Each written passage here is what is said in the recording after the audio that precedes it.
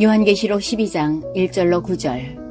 눈에 보이지 않는 사탄이 인간을 멸망시키려고 거짓말로 인간을 공격하여 인간이 하나님의 선악과 계약을 파기하도록 하여 하나님을 떠나게 만들었습니다. 하나님과 인간을 분리시킨 사탄은 그때부터 인간을 죄와 사망의 길로 걷게 했습니다. 하나님께서 이것을 그냥 두지 않았습니다.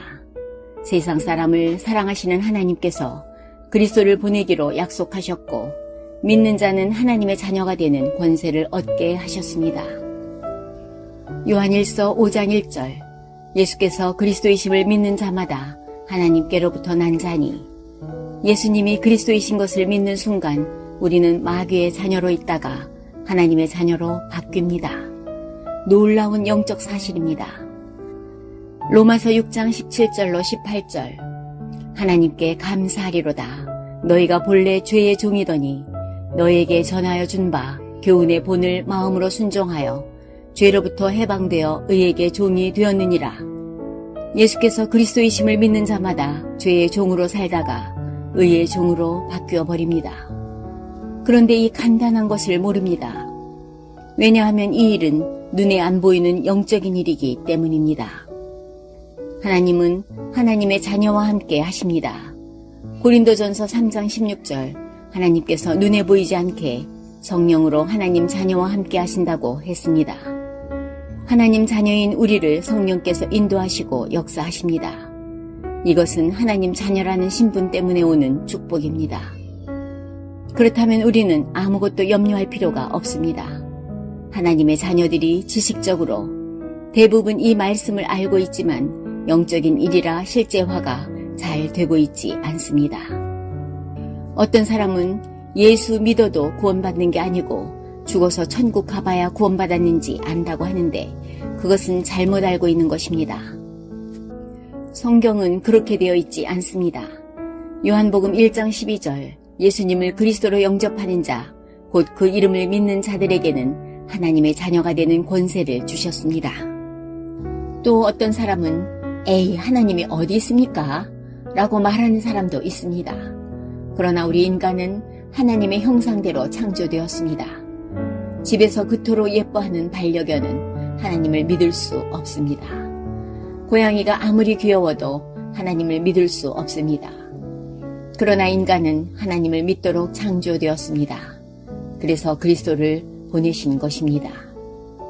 하나님의 자녀들에게 실제화되지 않는 것이 또 하나 있습니다. 하나님의 자녀라는 나의 신분만큼 권세가 있다는 것을 모릅니다. 경찰 옷을 입은 경찰이 차를 세우면 운전자는 차를 세웁니다. 이것이 경찰이라는 신분에서 오는 권세입니다. 대통령이 되면 대통령이 말하는 명령은 대통령령이 되어서 국민이 지켜야 합니다. 이것은 대통령이라는 신분에서 오는 권세입니다. 마찬가지로 하나님의 자녀라는 영적 신분에서 영적 권세가 생겨납니다. 누가복음 10장 19절. 내가 너희에게 뱀과 전갈을 밟으며 원수의 모든 능력을 제어할 권능을 주었으니 너희를 해칠 자가 결코 없으리라.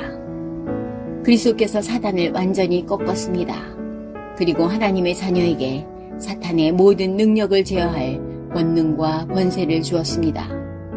왜냐하면 마태복음 25장 41절을 보면 사탄은 영적인 존재라서 죽는 존재가 아니기에 권세가 꺾여 있다가 지옥으로 가기 때문입니다. 그러나 하나님의 자녀가 그리스도께서 사단을 완전히 꺾었다는 것과 사탄의 모든 능력을 제어할 권능을 받았음을 삶 속에서 인정하지 않고 실제화하지 않기에 사탄이 시공간을 초월하여 12가지 저주를 개인화시키고 있으며 저주와 재앙이 그치지 않고 있는 것입니다.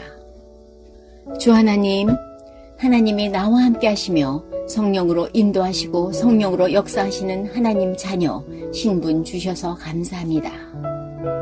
사탄을 완전히 꺾으신 그리스도께서 악한 원수의 모든 능력을 제어할 권세 주셔서 감사합니다. 나의 신분과 권세가 나의 의식과 삶 속에서 실제화된 24시 기도 속에 있게 하옵소서. 그리하여 시공간을 초월하는 성령의 역사로 저주가 꺾이는 증인으로 서게 하옵소서. 그리스도 예수님의 이름으로 기도합니다. 아멘.